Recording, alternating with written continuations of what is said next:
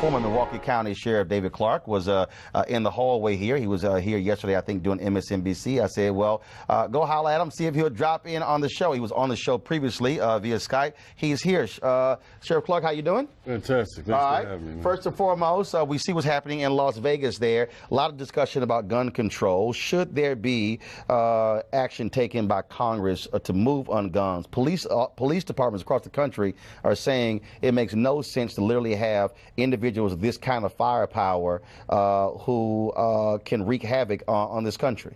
Sure. First of all, this kind of firepower is already banned in the United States for private citizens. And as human nature goes, someone is always going to find a way. You can make all the laws you want. We have gun control in this country. To pile more gun control on top of that punishes law-abiding citizens. Let me give you an example. There are estimated over 200 million gun owners in the United States of America. Much less than 1% would ever take that instrument and use it in that fashion to slaughter people. But we have a lot of mass shootings in this country compared to other countries that are similar to us. And when you have, I mean, I've talked to a number of folks in law enforcement who say more can be done. They said there can be more advanced background checks. There can be more changes when it comes to gun shows. I mean, these are law enforcement officials who are saying to politicians, y'all have got to do more policy-wise. These are your fellow law enforcement folks. Well, look, we can have differences of opinion within law enforcement. When I look at some of the stuff that causes the violence in our urban centers, little of it has anything to do with background checks, amounts of ammunition, those sorts of things. So we have to work on the right thing. Every time one of these incidents happen, these unfortunate incidents, I think it's because we're trying to achieve, when I say we, someone's trying to achieve a political end. Right away they go to the NRA, right away they go to more gun control. Let's look at this situation in Vegas. Right now this investigation's ongoing. There's a long way to go with this. The things that you mentioned, I want to know what role that played in this situation. Like in San Bernardino, like in Orlando, Omar Mateen with the nightclub incident, and any of the other mass shootings. What did it have to do with background checks? The Sikh temple shooting in my county, Milwaukee, Wisconsin, all those people passed a background check. So when we say we need more background checks, we already have that stuff. So what I don't want to end up with is the law of unintended consequences. And what we end up doing is we end up making it harder.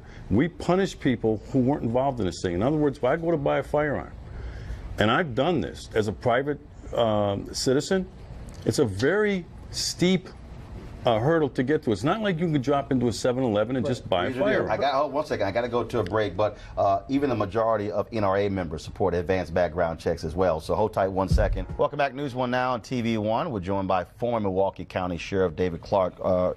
First and foremost, you're now with a PAC that is advancing the Trump agenda. Yesterday he was in Puerto Rico and he talked about the Puerto Rican debt has gotten lots of criticism because of that, and also going after the Puerto Rican, the San Juan mayor as well.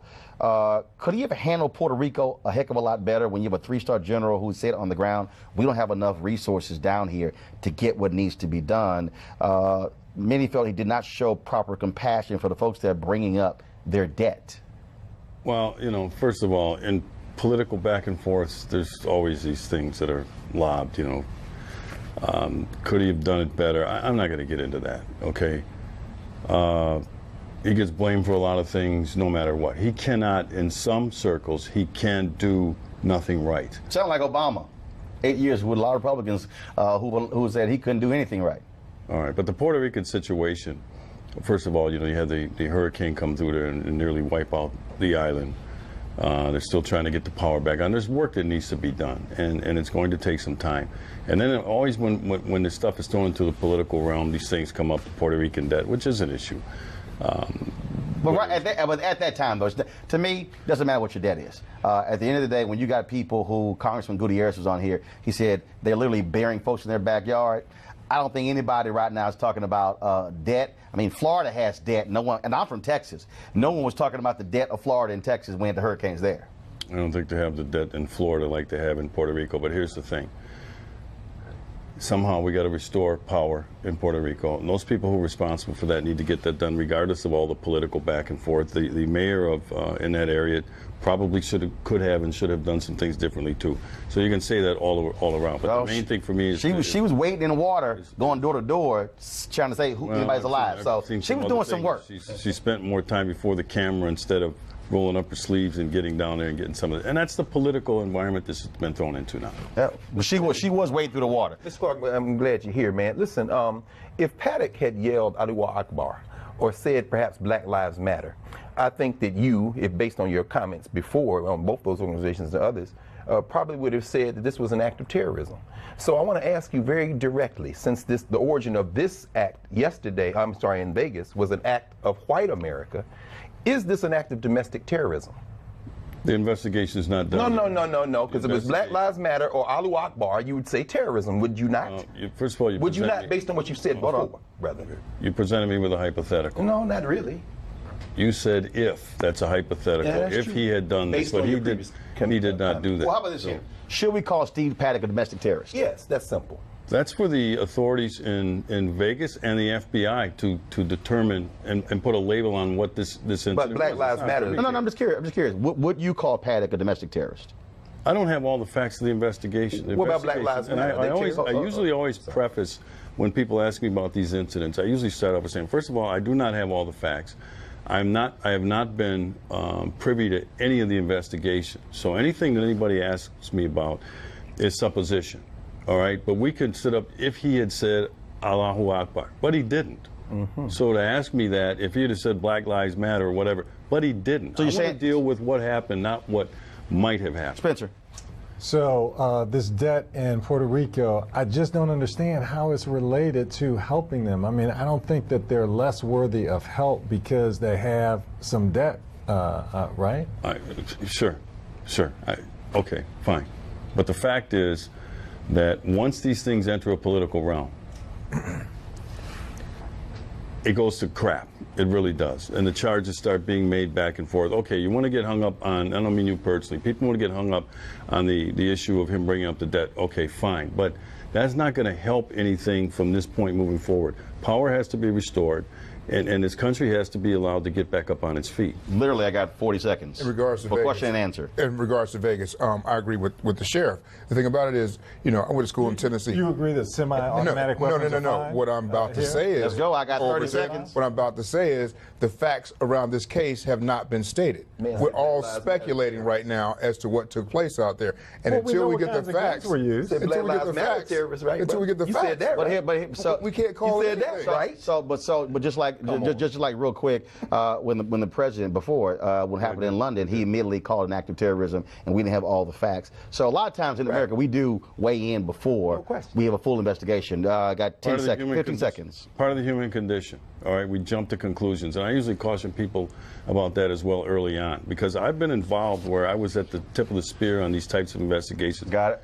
It's human nature. We're going to do these things, but at some point, cooler heads have to prevail, and that's the role that I have to play when I was a law enforcement. I got to go to break. I want you back on the show. I want to talk Black Lives Matter. I want to talk about the 4 deaths in the Milwaukee County Jail, and I want to talk about the security as well, all of that. So look forward to that conversation, all right? Count on it. All right. Senator Elizabeth Warren has emerged as a leader of far-left Democrats. In fact, she's emerged as a leader of the entire Democrat Party. She eloquently reflects the deep contempt the party clearly feels for President Trump. Before Democrats get carried away with their new champion, they should perhaps take a closer look at Senator Warren's history. Could be embarrassing. She applied for a job as a law professor at Harvard. She listed her ethnicity as Native American. She got the job. Harvard boasted about its diversity. Unfortunately, Senator Warren had exaggerated her minority status. She does not qualify as Native American. She had played the liberal racial spoils game. She had cheated.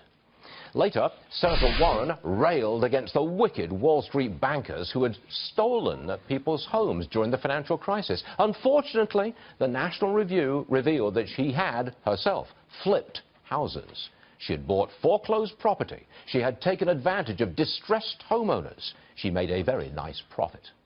Fast forward to the present. Last night, in fact. Senator Warren called the Attorney General nominee a disgrace, Not supposed to get personal, she was forced to sit out the debate in silence. This morning, the headlines from the New York Times reads, Senator Elizabeth Warren is silenced by Republican senators. She is a martyr to her socialist cause. The mayor of Chicago had something to say about the Democrats' leadership going into the next election. Rahm Emanuel says, it ain't gonna happen in 2018. Take a chill pill, man. Now there's a realist.